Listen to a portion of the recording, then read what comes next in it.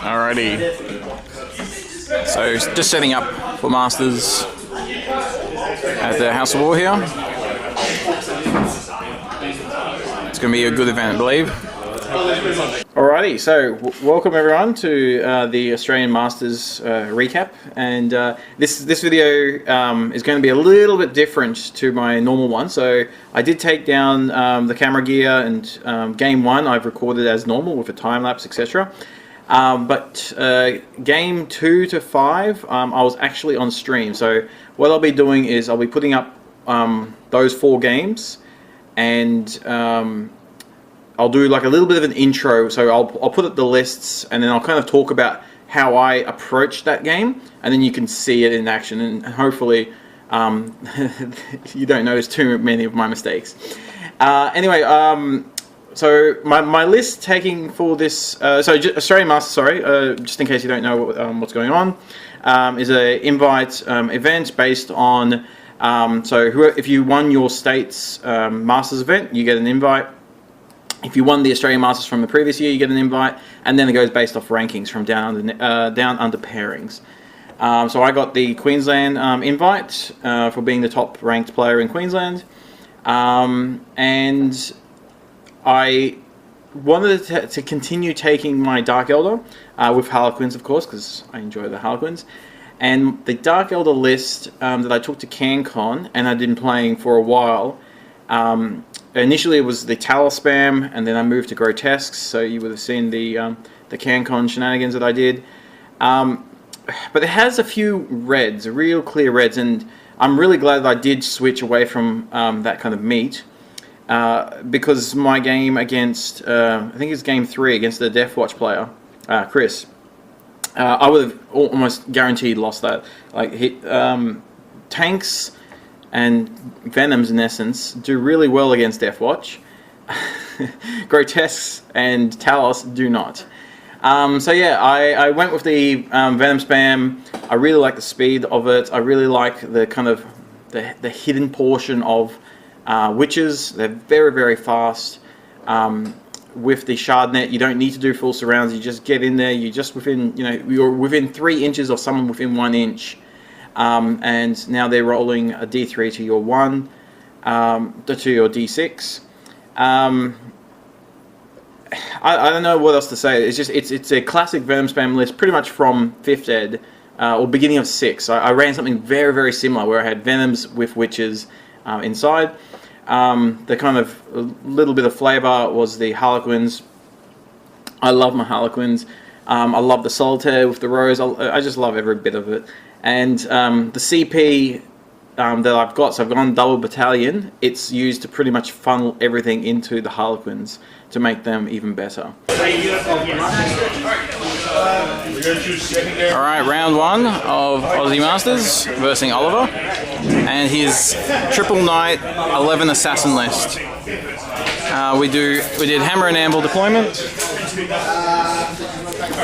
And so he deployed on the line, Hammer and Anvil. Here's me hiding everything. Very scared of all the Molly Knights, who I don't know if I'll be able to actually hurt or not. Alrighty, so game 1 versus Oliver, and he has a very, very interesting list. One that I didn't really want to play against, just because it was a very hard matchup for me. So I'm playing Venom spam, as I just described, and lots of poison, not much anti-tank in there, but I'm trying to use my speed and other things to negate that. I've got lots of invulnerable saves all throughout my army, lots of characters, etc.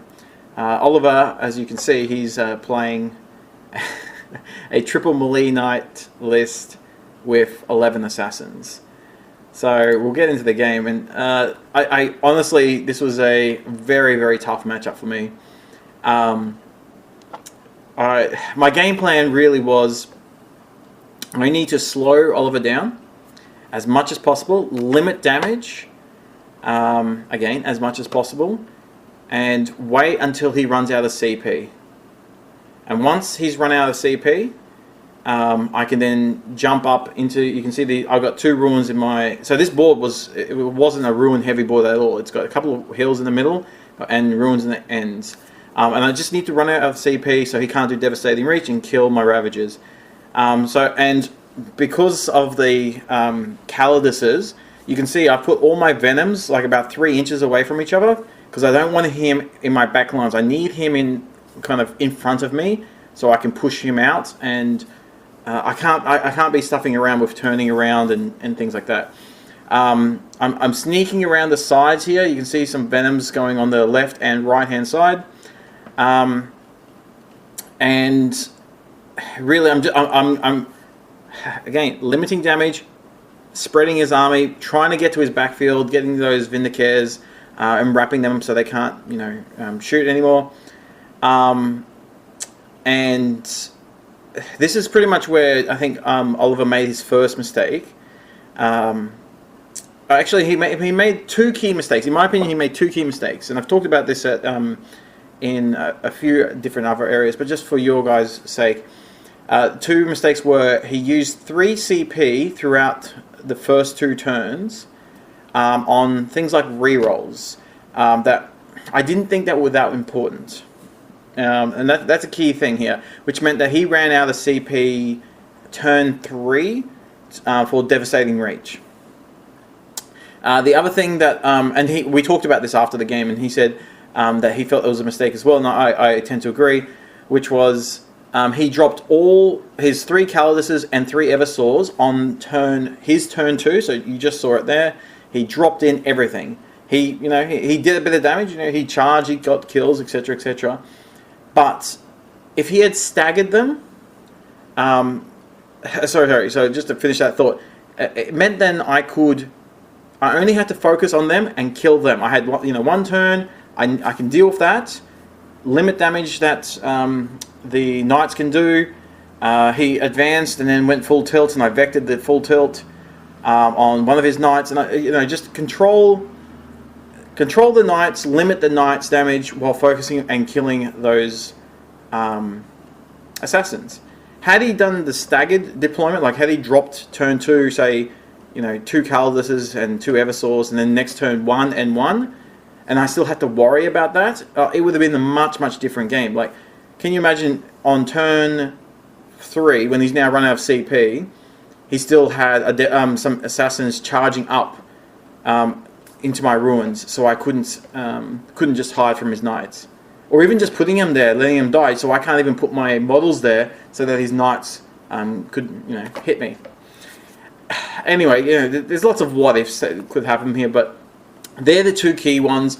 And Oliver and I spoke about this after the game, and to me, it's running out of CP on things that you don't really need, and then dropping everything and not having things that can cause kind of confusion to me later on.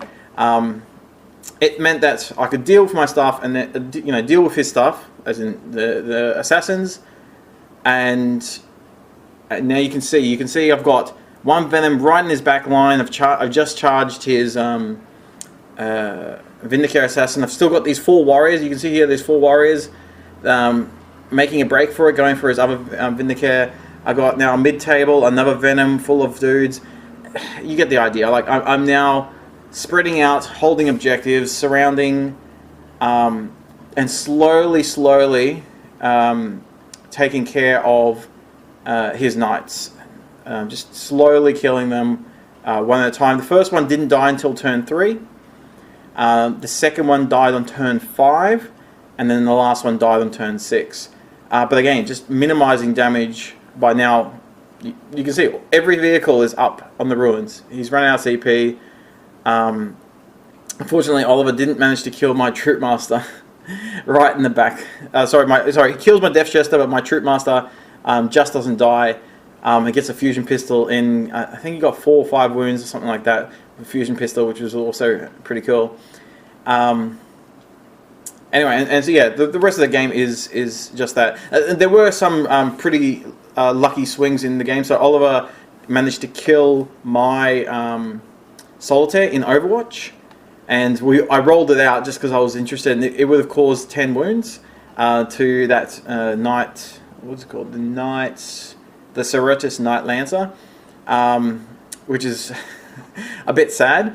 But then I also got lucky, I think 2 turns later, where I managed to convert 7 wounds through my... It was rerolling ones to hit and wound, but 7 wounds through from one Dissy Rav that Oliver then failed. I think he failed 5 of them, which was a bit unlucky for him, with a 4-up invo, so...